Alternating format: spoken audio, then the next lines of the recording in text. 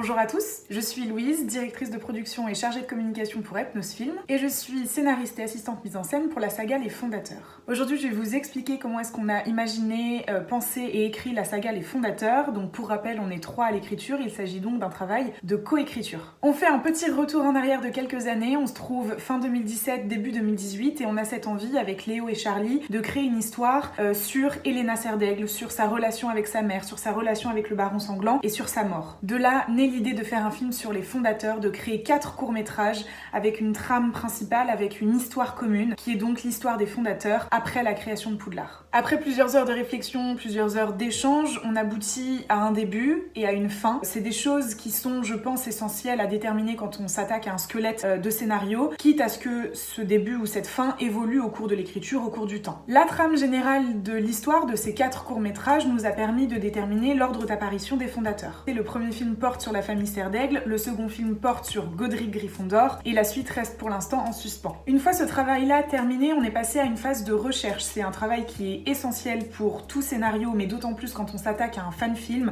quand on s'attaque à un univers qui a déjà été modelé, déjà construit par quelqu'un. Et donc on a fait un maximum de recherche, que ce soit sur l'époque, donc sur le Moyen-Âge, sur le lieu, en l'occurrence l'Angleterre, que ce soit sur le contexte, l'histoire des sorciers à l'époque médiévale, ou que ce soit sur les personnages qu'on connaissait déjà à ce stade de l'histoire, à savoir les fondateurs. On ne pouvait pas écrire cette histoire sans avoir fait toutes ces recherches préalables qui nous ont permis de nous lancer, d'avoir des bases. Toutes ces données, toutes ces informations, elles nous ont permis d'aboutir à quelque chose qui est essentiel quand on s'attaque à un univers déjà créé. Peu importe le format, peu importe le support, qu'il s'agisse d'une fanfiction ou d'un fan-film, on aboutit donc à la cohérence. Il faut que le spectateur puisse faire des ponts, des liens, à savoir que toutes ces informations nous ont permis d'assurer une cohérence avec l'univers de J.K. Rowling, mais ne nous a pas empêché de prendre certaines libertés, et c'est ce que vous verrez dès la quête de Gryffondor. Une fois cette étape terminée, on avait énormément de choses à disposition, et on est parti du principe que le fantôme de Serdaigle serait donc l'introduction de notre histoire, le point de départ, l'élément déclencheur. C'est donc l'empoisonnement et la mort de Rowena Serdaigle qui introduit le reste du film, qui ouvre l'histoire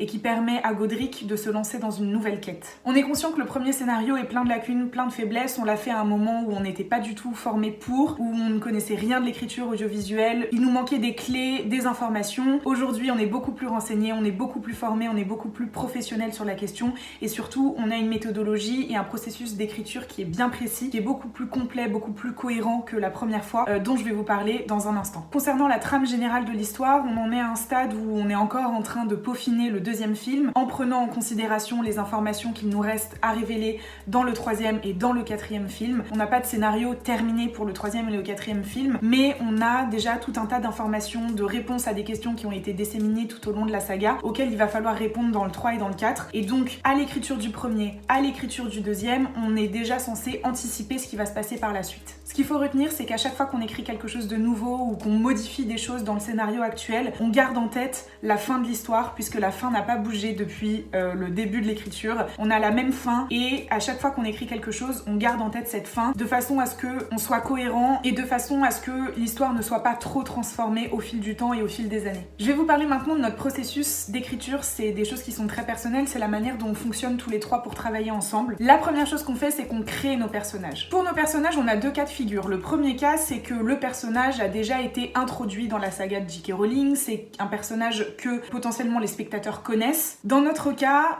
pour les fondateurs, on a très peu d'informations sur leur histoire personnelle, sur leur personnalité, leurs traits de caractère, donc ce sont des choses qu'il faut approfondir, voire inventer. Par exemple, pour Rowena Serdaigle ou Elena Serdaigle, que vous avez déjà vu dans le premier film, on avait des éléments, des informations pratiques à disposition, mais rien qui puisse donner réellement de relief ou de substance au personnage. Dans le deuxième cas, le personnage n'existe pas, et dans ce cas, il y a tout à inventer. Bien sûr, il faut garder en tête que ce personnage doit s'inscrire dans la continuité d'une histoire déjà imaginée par J.K. Rowling, et que potentiellement, c'est un personnage qui doit pouvoir répondre à certaines choses qui apparaissent dans Harry Potter, donc des siècles et des siècles plus tard. C'est notamment le cas de Julius Smith, que vous avez découvert également dans le premier volet, qui est donc le cuisinier, le commis de Rowena Serdaigle, qui qui est le seul et unique ami d'Helena Serdaigle et qui a toute son importance dans l'histoire, puisqu'il est en réalité le neveu d'Helga Poufsouffle. L'introduction de ce personnage était indispensable pour raconter l'histoire que vous connaîtrez au fil du temps. À partir de là, on crée ce qu'on appelle des fiches personnages. On va donc lui donner une identité, donc un prénom, un nom, un âge, sa maison à Poudlard, son métier, son environnement social. On va faire quelque chose qui est une étape essentielle, je pense, quand on crée un personnage, c'est lui donner un vécu, lui créer un passé. C'est une étape qui est vraiment importante parce que même si le spectateur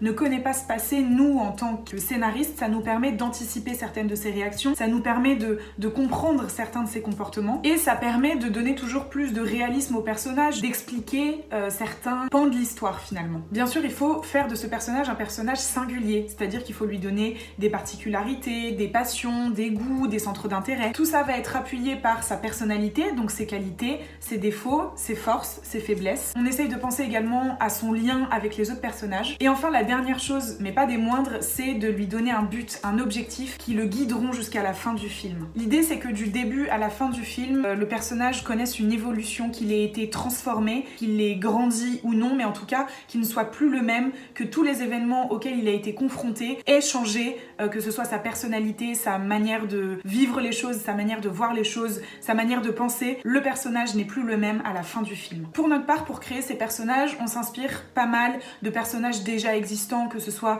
dans l'histoire, dans la mythologie, dans d'autres fictions, ou même de gens de notre entourage. Que je fais à titre personnel, parce que moi j'écris à côté de la saga Les Fondateurs, j'ai des projets personnels d'écriture. Ce que je fais pour la création de mes personnages, et ça va paraître vraiment bizarre, je sais même pas si je l'ai déjà avoué aux jumeaux, donc peut-être qu'ils vont le découvrir en voyant cette vidéo, je puise énormément d'inspiration dans la lecture de signes astrologiques. Je trouve que c'est un puits d'inspiration, d'information pour donner du relief, de la substance aux personnages, pour leur donner du caractère, pour leur donner des émotions. Et je trouve que ça ouvre énormément la réflexion, que ça donne des pistes de réflexion assez énormes auxquelles j'aurais pas forcément pensé toute seule. Je trouve que ça permet d'apporter de la diversité, du réalisme, de la profondeur et que ça permet aussi, à titre personnel, de s'éloigner des sentiers battus. S'il y a bien une chose que je peux vous dire pour vous résumer la manière dont on écrit un personnage, c'est que ce personnage, il doit être à la fois unique et à la fois universel. Les fiches personnages, c'est quelque chose qu'on fait pour tous les personnages, qu'ils soient principaux ou secondaires. Les fiches personnages, on y a accès tout au long de la saga, ça nous permet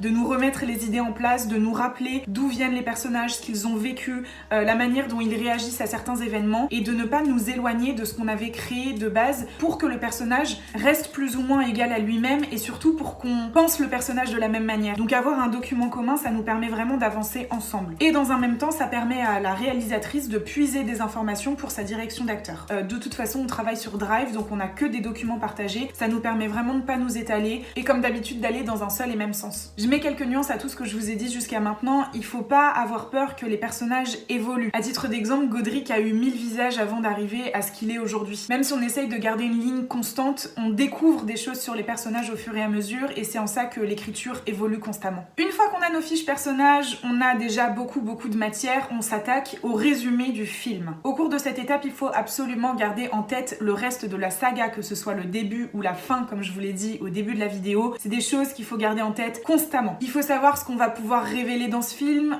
quelles questions vont rester en suspense, quel personnage est-ce qu'on va introduire, pourquoi. Et surtout, il faut répondre à une structure narrative qui puisse captiver le spectateur, le toucher, le marquer et lui donner ce qu'il attend. Ensuite, on va un tout petit peu plus dans le détail et on s'attaque à ce qu'on appelle le séquencier. Tout simplement, on prépare les scènes, on les résume dans le détail, on indique quels sont les enjeux de cette scène, quelles sont les évolutions des personnages, on note l'utilité de cette scène et on se demande pourquoi est-ce que cette scène est essentielle à l'équilibre et à la cohérence du scénario, pourquoi est-ce qu'on ne peut surtout pas l'enlever. Et enfin, on aboutit à la continuité dialoguée, c'est-à-dire que on détaille ces scènes, on écrit les dialogues. On pourrait penser qu'à ce stade c'est terminé, mais en réalité on a beaucoup de travail de relecture, de réécriture et on est constamment en train d'écrire et réécrire et ça c'est quelque chose auquel il faut s'habituer parce que c'est un processus qui s'étale en réalité jusqu'au tournage. Pour notre part, on est en échange constant avec la réalisatrice qui peut débloquer certaines situations, qui peut nous apporter certaines clés. De manière générale, on s'arme de tous les conseils et de toutes les suggestions possibles, de toutes les remarques possibles des personnes de notre entourage, notamment des personnes qui s'y connaissent